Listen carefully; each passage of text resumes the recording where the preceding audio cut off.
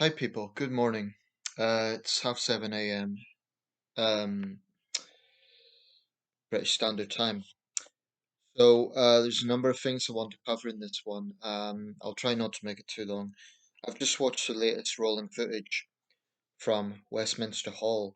For those who don't know, Westminster Hall is actually one of the very few remaining medieval structures in London. Although London's an ancient city, most of London today was built after the Great Fire um, by Sir Christopher Wren, um, circa 1670s and 1680s. The Great Fire was 1666, but Westminster Hall is one of the few surviving medieval buildings, and it's one of the oldest buildings in London.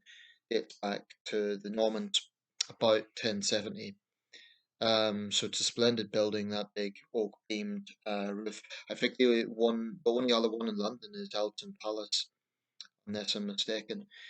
But that's where the Queen is lying in state. The queues of people are very dignified. It's very well organized. I mean, I wouldn't envy, the Metropolitan Police Commissioner right now and others with the task of organizing this. Um, there was one of the guards who passed out, and I think that's inevitable. These are 6 hour shifts. These guys are standing. Um, and it's intense. Um, there's been footage on the internet of the Queen's Guards fainting on hot days and so on. Um, I do think that it's kind of a balancing act because on one hand, these are people tasked with protecting the monarch, so they need to be physically stoic. That's I mean, anyone in the armed forces does, but particularly with the role that they have. I do recall, though, I may have sympathy for the guy, and as I understand it, he is okay. He was attended to, by the way, and the queue was temporarily halted. So he's fine, that's the good news. But I recall during the Queen's coronation in 1953, her ladies in waiting were wearing corsets, and they were also standing for periods, and apparently they were given smelling salts just in case that was to transpire that they fainted. There was another fainting, Lady Gabriella Windsor, who's a minor member of the royal family, apparently fainted yesterday. Um, it's not hot weather; it's quite cold actually, but these are long periods. But I think the length of time that people have been willing to wait overnight, actually not as extensive as what's thought. It was thought they might be waiting up to 20 hours. It's more like 7. Um, but I've heard people say, we can wait a day. She gave us 70 years. And I think that's the sort of sentiments that people have. It's important to recognize no one's being forced to do this. No one's being forced to do this. This is not mandated grief. And I think this is really the crux of what I want to talk about here. Because I'm just going to rearrange this somewhere. There we go. There's been a narrative being spun in the last few days by people like James O'Brien and Ian Dale on LBC and others that this is all over the top. Now, is there extensive coverage? Yes. It's on every news hour and every British network. Sky and the BBC have been covering it extensively. The newspapers have been covering it extensively. Um, we see tributes at ATMs in shops, mobile phone shops, banks. So you can't escape it. It is everywhere. But my point is that's correct. That's the way it should be. And this is why. It's not only the record breaking reign that the Queen had, 70 years, 7 decades literally on the throne, 2/3 of a century. It's the fact that it's the passing of an era. I mean, we're going from the modern Elizabethan era to the modern Carolean era. And I think a false narrative is being spun. Firstly, that this is being forced on people. I don't think it is. I think that the grief is genuine. Um, and the majority of Britons are monarchists. We have Republicans, and they have absolutely every right to an opinion, and I will defend their right to an opinion. But like I said in the previous video, there's a lot of hyperbole over how this is being covered. Republicans are not being silenced. The very fact that James O'Brien and Ian Dale, now I don't know if they identify as Republicans or not, but they've been critical of this. The very fact that they can freely speak their mind on a major radio station shows that Republican views are not being silenced, and a lot of people agree with them. But the majority do support what's happening because they recognise this is an unprecedented event. I mean, the Queen Mother's funeral is a big thing. Princess Diana certainly was. I don't know if this will surpass Diana's or not in terms of, I think that over 1 billion people watch her funeral worldwide, which at the time was a record. This might even surpass that, which I didn't think was possible.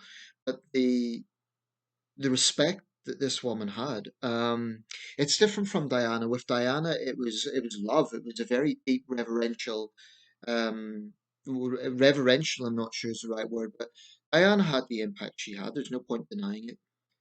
But with the Queen, it's if with Diana it was a love, with the Queen it's a very deep respect.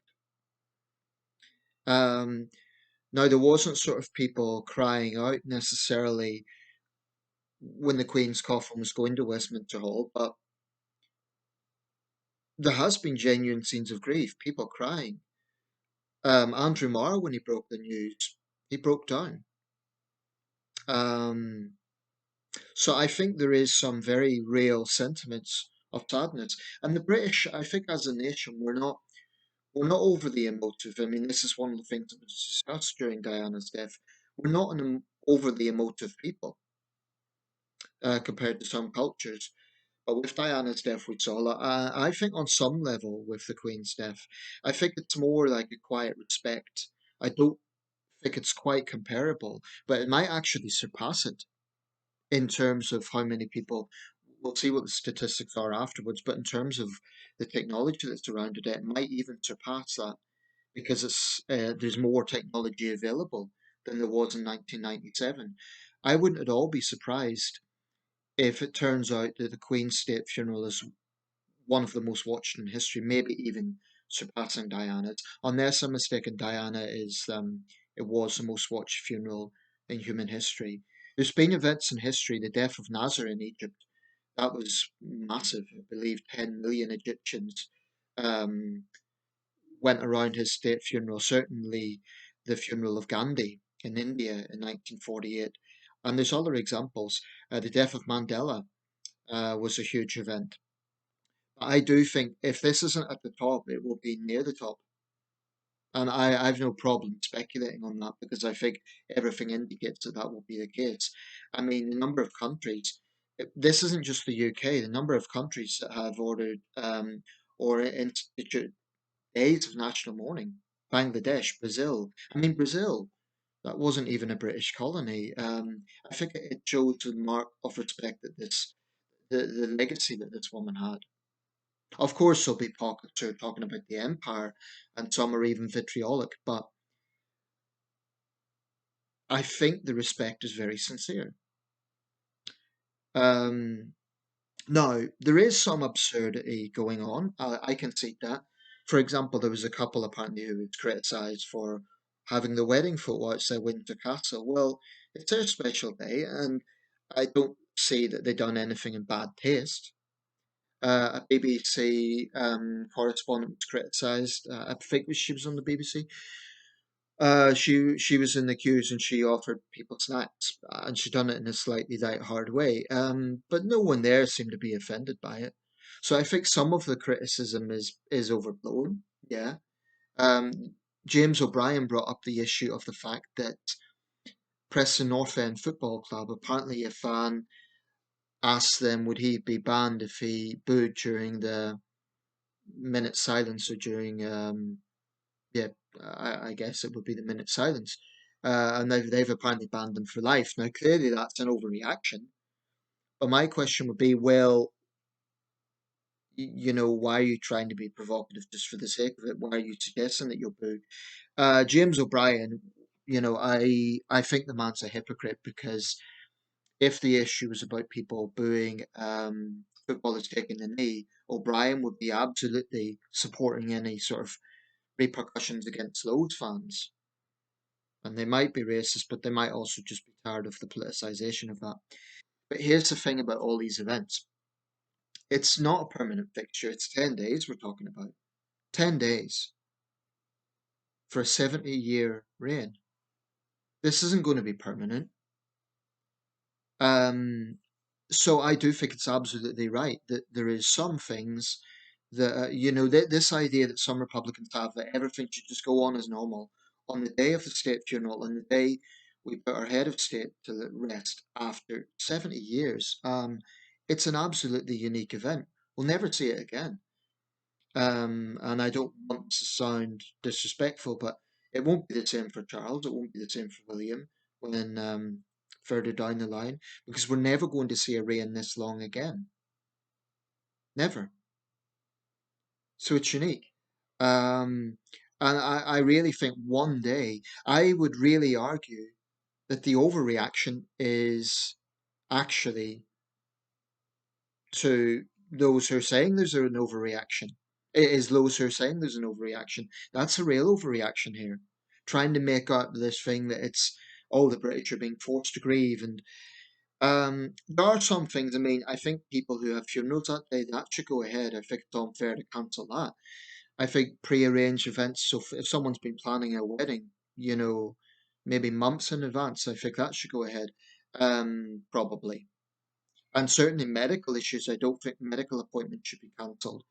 But other things, sporting events, yeah, of course they should be cancelled. I mean, it's one day, for goodness sake, it's one day. One day. Supermarkets apparently are closing, but they'll open at 5 p.m., so it's not the whole day.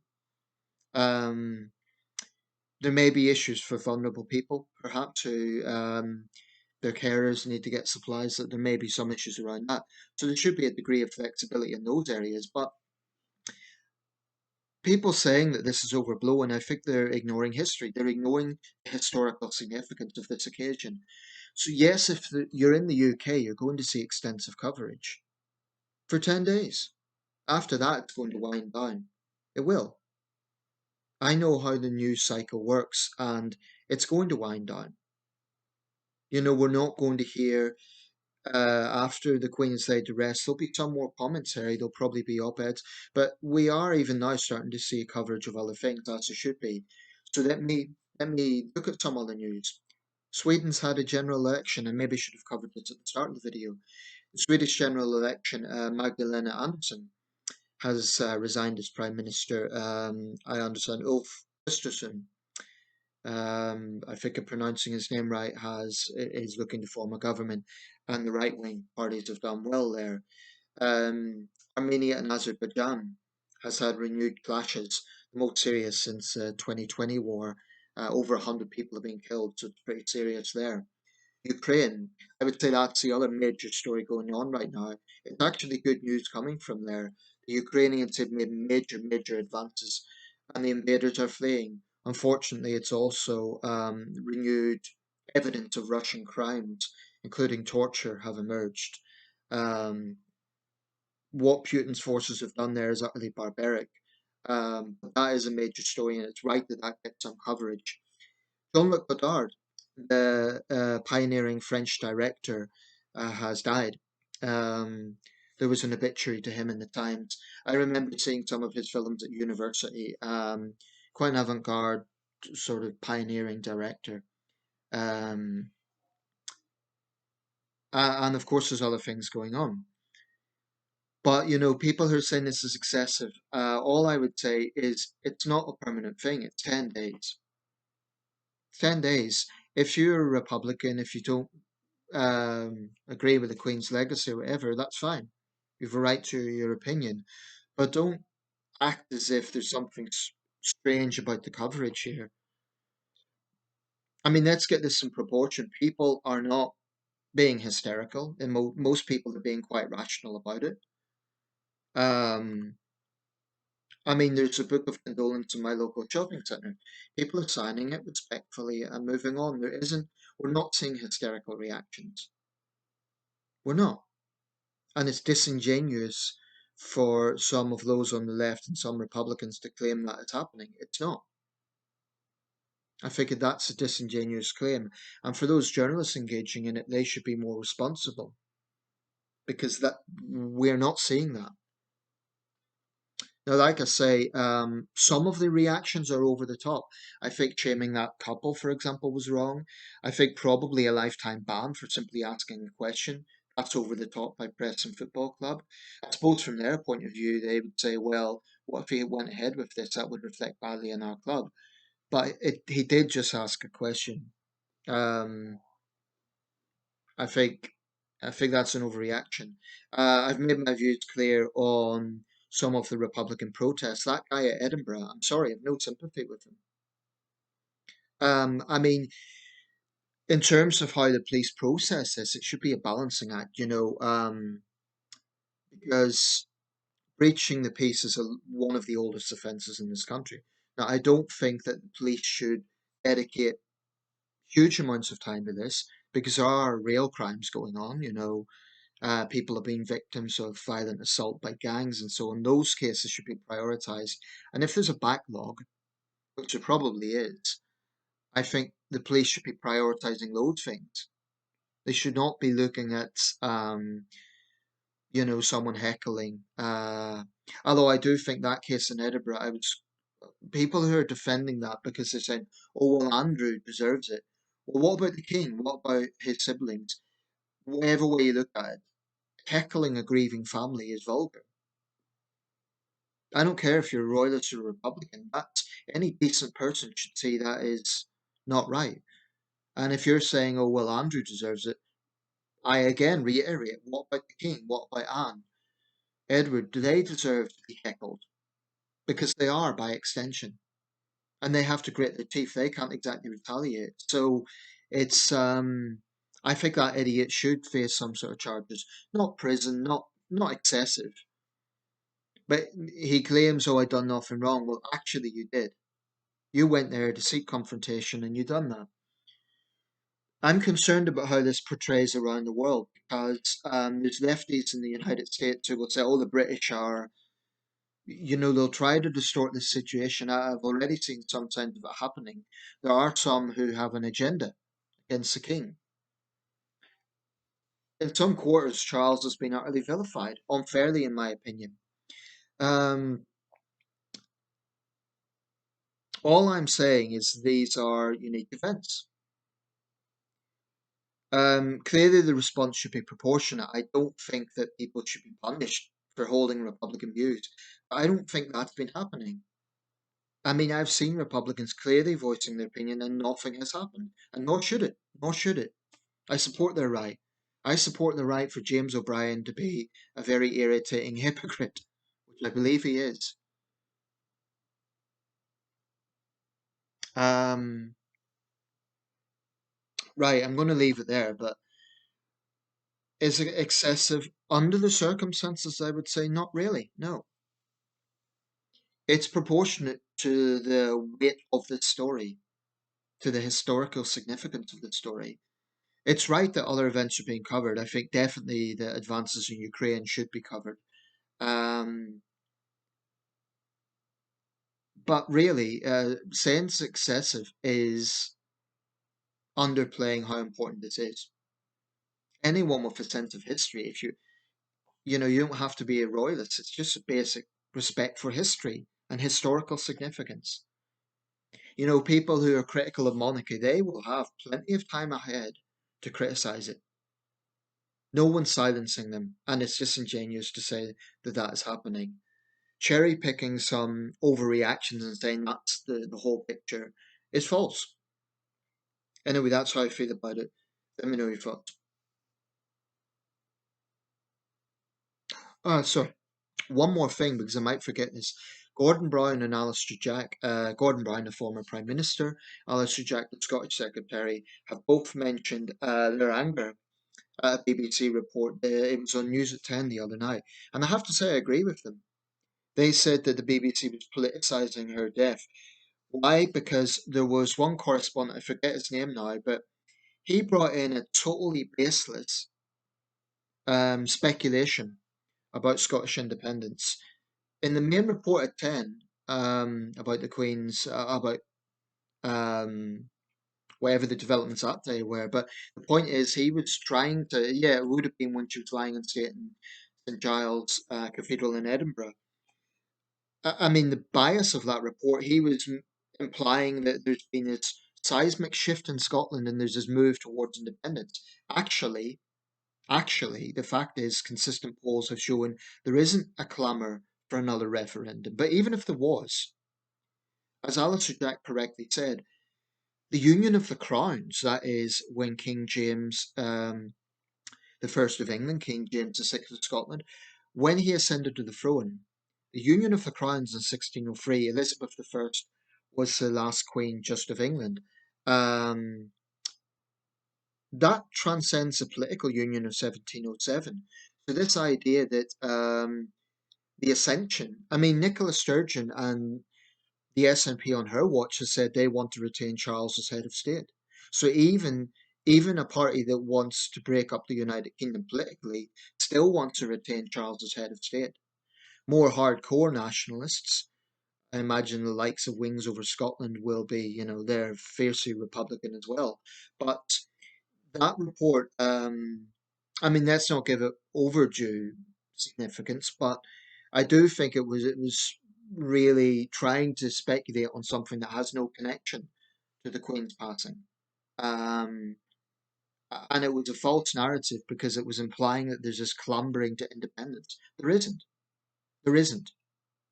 And I'm also tired of people at the BBC acting as if the nationalists represent Scotland and they alone represent Scotland. Um, Same in Northern Ireland. There was a guy when the King visited Hillsborough the other day, and this was something I focused on. Historic moment when the King shook hands with Michelle O'Neill. I negated to mention that in my previous video, but she represents a party with ties to the IRA. The IRA killed his much loved great uncle, Lord Mountbatten. But that's all history. It shows the changing times. I think Charles will have the diplomacy of his mother in regard to Northern Ireland. I think that he got the balance right. So far, this man is really showing he is a king in the making. He is indeed the king. Um, anyway, I digress. It's there's just no relevance to the issue of Scottish independence in terms of the Queen's death. It's no relevance because the SNP want Charles as head of state. There's trying to connect to unrelated issues. I think it's bad journalism. Otherwise, the BBC's coverage has been good, but I think that was sloppy and misleading. And I agree with Gordon Brown and Alistair Jack. Um, okay, yeah, what I was going to say was there was a guy in Belfast saying he wanted to show that the people of Northern Ireland are still unionists. Well, of course, it's divided, and it's certainly a lot more divided than when I was born. But there is that very, very strong unionist faction in Northern Ireland. Maybe they're minority now, but they really, really feel passionately their ties to the Crown and to the United Kingdom. And I think even Sinn Féin understands that. Right, I'm going to wrap this up. If anyone's watched up to this point, thanks.